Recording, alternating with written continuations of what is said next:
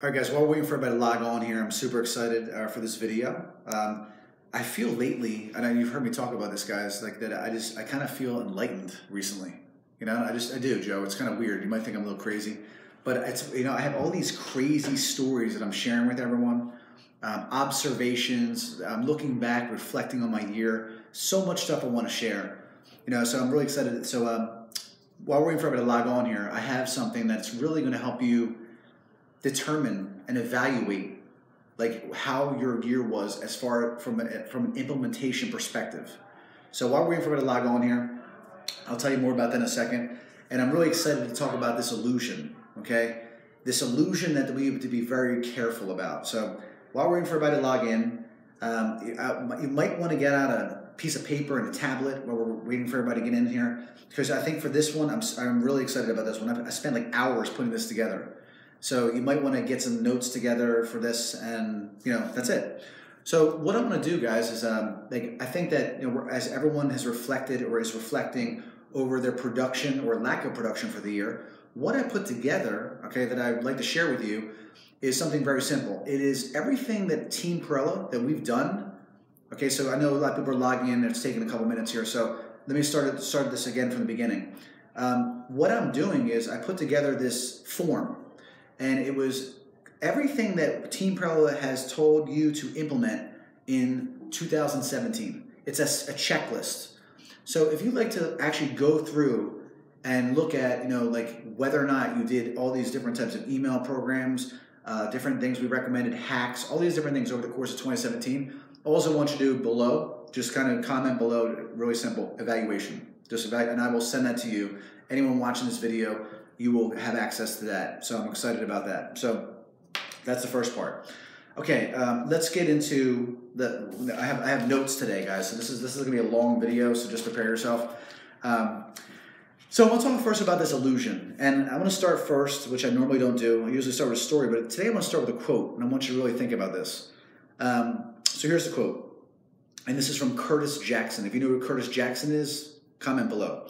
His nickname. I want to see if you guys know who Curtis Jackson is. So, most people can't handle boredom. That means they can't stay on one thing until they get good at it. So think about that for a second, right? And that's why they're unhappy. So I want you to really think about this. This is from Curtis Jackson, okay? Most people can't handle boredom. That means they can't stay on one thing until they get good at it. And that's why they are unhappy. So I'm talking about this illusion. And illusion is not just boredom, okay? It's this illusion, and I believe that's also an epidemic. I believe that it's this, if you agree with me, people are totally distracted. It's everyone is distracted. Nobody wants to put the hard work in. No one wants to put the time in. Everyone wants to rush. They want the instant gratification. If you agree that you believe that most people that you encounter are distracted, just press a 1 below. That's all. Just give me a 1 if you agree with that statement. If you don't, just give me a middle finger. That's fine. I won't take offense to it. So that's kind of what I'm going to be talking about. This illusion, and this illusion of boredom. But the real illusion is going to be about fast money. So let me kind of get back and get into the story now that I want to tell you. So I was 18 years old in Philadelphia with my friend Mike McGinnis, and we used to always go to Market Street. And Joe, I think you might know where Market Street is, right? So Market Street was this area in Center City, Philadelphia, where I'd always go, and I always wanted to get systems for my car. I was obsessed with like the stereo thing. You press the button, and it would come off. Or I had the pull-out stereo, Joe. I know you remember that when you had your Honda back in the day. And I had the kicker box, and I had the amps, I had the tweeters, whatever they were called. I had this crazy system. So we used to always go down there, and I used to always trade in one piece for another. That's what we used to do.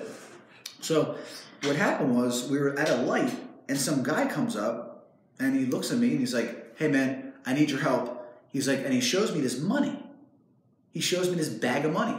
And he's like, "I just need a ride right down the block. If you give this to me, I'll give you $500. And he shows me a bag of money. And so I'm looking back on my life now. I'm 18 years old. And at that time, I was stupid. And I let him get in the car. And then all of a sudden, he gave me the bag. He was put in the glove compartment. So I was actually, sorry, just to remember this now as it's coming to me, I was in the passenger seat. So I took the bag, put it into the glove compartment, And now we go that block. Well, we get to that block, and he says to me, he's, okay, man, give me that bag and I'll give you the money. So I'm like, yeah, man, no problem. I give him the bag. I'm thinking, no problem. And all of a sudden, he's like, we got a problem. I'm like, what's the problem? I said, I just drove you. I said, we drove you. What's the problem? You took my money. I said, I didn't take your money. So what are you talking about? I said, I want my $500 for giving you the ride. He goes, no, bitch. He's like, I want that money right now. I don't care what you got to do. You owe me 2 G's. And so I got out of the car. I didn't know how to react. I saw a cop on a horse. So I get out of the car and I said, officer, I don't know what this guy's trying to do. And this was the crazy part. But he's trying to take me for some money. Like, I don't know what to tell you. And the officer's like, you know what? I got my own problems. I was just like, okay. And the guy looked at me like he wanted to kill me, got out of my car, kept moving. That's the story. So that was my first encounter with trying to make fast money. That was the first time in my life where I was like, oh shit, a shortcut to making money. So that was my first thing. And that is the illusion. So that is the illusion that I want you to be very careful about. It's the most deadly illusion you can encounter. Fast money. All right? If you believe that you can make fast money, you are in trouble. Okay? We all have fell for it at one time or another. And we also hope, when you have this ability to make money fast, you believe, you're hoping that it's legitimate. You're hoping that it's going to be legal or whatever. And that's what happens. Our mind starts thinking like, wait, instead of me going to my job, instead of me trying to do what I can the best in my job, we get distracted with these illusions. We get distracted with these quick ways of making money. And what you ultimately are doing is you're lying to yourself. There is no quick way to make money. And that's page 1. From my father, who grew up in the projects of Philadelphia with 9 brothers and sisters, my dad always told me, this is the quote from him, a quote from my dad. He's like, Nick, he's like, you're either going to end up dead or in jail if you're trying to make quick money. That's it. My dad was from the streets, and that is the reality. Like that, even people in the streets, people that are hustlers, like if you get attracted to that quick money, you will end up dead or in jail. Like that's the key. Like hustling on the street, it's the same thing as business. It's the same exact thing. You cannot get distracted with those things, those shiny objects, because you're going to end up dead or in jail. It's the same thing with business. Except you might end up dead or in jail. You'll end up out of business. Like you're going to get distracted. You hear these crazy things and growing so quick and whatever. It's not going to happen. So what do you need to do as an entrepreneur? That's what we're getting to now. What do you, watching this video, need to do? All right, so I came up with a couple things. The first thing is, I have 3 things. 3 things for you. All right. You have to embrace the slow grind, okay, of becoming successful and working. You have to embrace it. You have to look at yourself and understand that it's not something you should be upset about. It's something you need to embrace. So for me, grinding and understanding the slow growth, what Michael's instilled in me, I'm not trying to make money fast. I'm trying to grow something slowly. Okay, not trying to rush. The second thing is, as an entrepreneur, you can't give in. You have to understand that it's going to be hard. It's going to take time, and you can't give in to these distractions. Now, distractions for you could be a person. They're going to say that you can get here quicker. You can do this. You can do that. And the reality is you can't. It's just not. And then, as Charlie Parker said, I'm not sure if anyone knows who Charlie Parker is. Anybody here know Charlie Parker? No? Oh man, you do? Who is he? He's a famous jazz drummer. Rob. Oh, Rob got it, guys. All right, Rob, for that you win $2. So Rob is right. Rob, he's a famous jazz musician. One of my favorite movies. Did any of you guys ever see Talented Mr. Ripley? Classic. If you haven't seen it, you got to watch that movie. But anyway, in the movie, Matt Damon and Jude Law talk a lot about Charlie Parker. Well, Charlie Parker has another quote I want you to think about. Okay, and it is, "Master the instrument, master the music, then forget it and play that shit." Right? You've got to master your craft of running this martial arts, the membership business, whatever you're trying to do. You have to master it. Then you have to understand that once you've embraced this grind, understand it's going to take slow and time and everything like that, then you just have to go out and do it every day without looking all the time and worrying about money and all these other things. So now, what I wanted to go into next is, do you want to learn, okay, how to grow this way? So if you want to learn how to grow this way, let me explain to you first a couple things that are holding you back. So this is important to understand.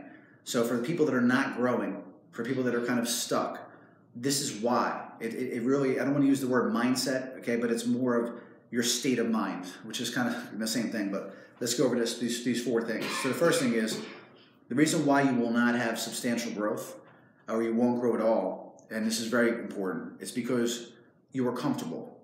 All right, and this is the cousin of death, sister, brother, whatever you want to call it. When you become comfortable, you become soft. I am a hustler. Okay, I might be a growth hacker, but honestly, that's what I am. I don't ever have a soft mind. I'm not trying to sit here and just like think like, oh, we're okay. Always have a high level of urgency in every single thing I do. All right, that's my makeup. Do you have that same level of urgency, or do you find yourself thinking, I'm okay, I don't need to do anything? That when you find yourself saying that, I'm telling you, you are in trouble. You are. You're soft. You're not going to grow as much as you can. You always have to be wanting to grow. And then the second thing is this. I call it the information overload excuse. Okay, you use the information overload as an excuse, and the real disease is it's a lack of implementation and execution. All right. So when I say it's a disease, the disease is it's a lack of implementation and execution. You're not good at implementing and executing. You're not. So that's one of the reasons why you're not growing. The third thing is you don't really want to grow. It sounds a little bit crazy, right? You don't want to grow. And the thing is, you know why? Because growing, okay, is associated with making, it's hard work. So the reason why you're not growing is you're not going that extra distance. You're not going to go as far as you possibly can, all right? And then the other thing is you're jumping all over. The fourth thing, jumping all over, around, everywhere. It's like you can't be jumping all over the place. You have to be able to like lock yourself in a room like I do. I put my headset on. I think it's crazy. I think better when I have music on. And I work on one thing for 4 hours. The Growth Hacking Academy, the Growth Hacker thing that I did with you guys, the PDF, that was like 9 hours. Like 9 hours to come up with 40 ideas. Like it was over the course of days, and that's all I did. Do you have that same level of discipline on whatever you're doing? When you get that worksheet that I'm going to give you to evaluate your year, when you start going through it, you look at all the things you did not do. Okay, then you're not committed. You're not wanting to grow. You're not doing those things. You have to stay at them, and they are frustrating. Hard work is frustrating, but you have to get through it. Okay, so the other thing I want to finish with for you guys is this. So, what do you do as an entrepreneur? What do you need to do? We'll finish with this, and it's pretty simple. Number one, you want to embrace the slow grind like we talked about. You want to embrace it, which you're going to do. I'm sorry, this is the wrong page. I already talked about that one. Sorry. Sorry, I don't usually use notes, but okay. So here's exactly what I want you to do. If you want that evaluation form, again, just comment below evaluation. And what I want you to do is, when you do it, send me a message and let me know, like, are you satisfied with what you did this year? So go through it.